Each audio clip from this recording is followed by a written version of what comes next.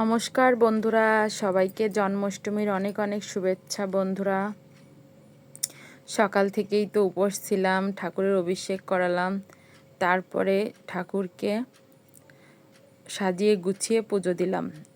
আর আজকে জন্মাষ্টমীর দিন অনেক নিয়ম কানুন থাকে ঠাকুরকে পুজো দেওয়ার। 108টা তুলসী পাতা ঠাকুরের চরণে নিবেদন করলাম। তার সাথে সকাল থেকেই প্রায় বিকেল পর্যন্ত উপোস ছিলাম।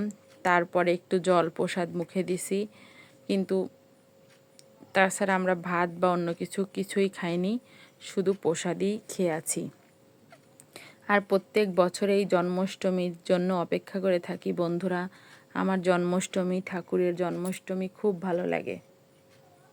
যে কোনো পুজো আর্চা করতেই আমার খুব ভালো লাগে। ছোটোবেলা থেকেই আমি পুজো আর্চা করতে খুব পছন্দ করি। আমাদের বাড়িও, মানে বাবার বাড়িও আমি আসন আমি পেতেছি ছোটোবেলায়।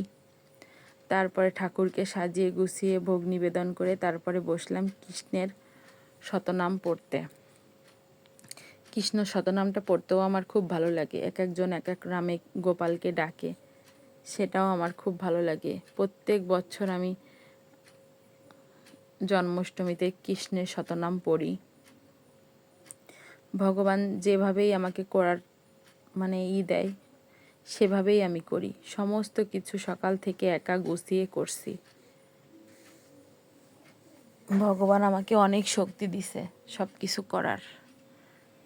এই যে ঠাকুরকে সাজিয়ে গুছিয়ে দিয়ে পুজো দিচ্ছি। এখন শতনাম পড়া হয়ে গেলে তারপরে ভোগটা নিবেদন করব ঠাকুরকে। আর জন্মাষ্টমী জানি না কার কেমন লাগে, কিন্তু আমার এই জন্মাষ্টমী হোক, রাধা অষ্টমী হোক, গুরু পূর্ণিমা, তারপরে নিত্যানন্দ চতুর্দশী, তারপরে হচ্ছে নৃসিংহ চতুর্দশী, এগুলো করতে খুব ভালো লাগে। আমরা দীক্ষা নেওয়ার পরে আমাদের বাবাজি বলছে যে এইগুলো করবে, আমরা করি। আর দীক্ষা নেওয়ার আগের থেকেই আমি করি। আমি প্রত্যেক বছর বিয়ের পরেই আমি আসন পাচ্ছি ঘরে, তারপর থেকেই আমি করি। ভগবানকে যেমন সামর্থ্য হয় সেভাবেই করি। আর ভগবান যেন করার সামর্থ্য দেয়, শক্তি দেয়, এইটুকুই ভগবানের কাছে চাওয়া। এই যে আমার সাজিয়ে গুছিয়ে পুজো দেওয়া হয়ে গেছে।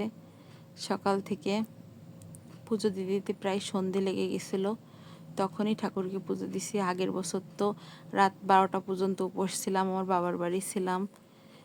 আর এইবার এখানে কেমন লাগলো ভিডিওটা বন্ধুরা অবশ্যই জানাবেন।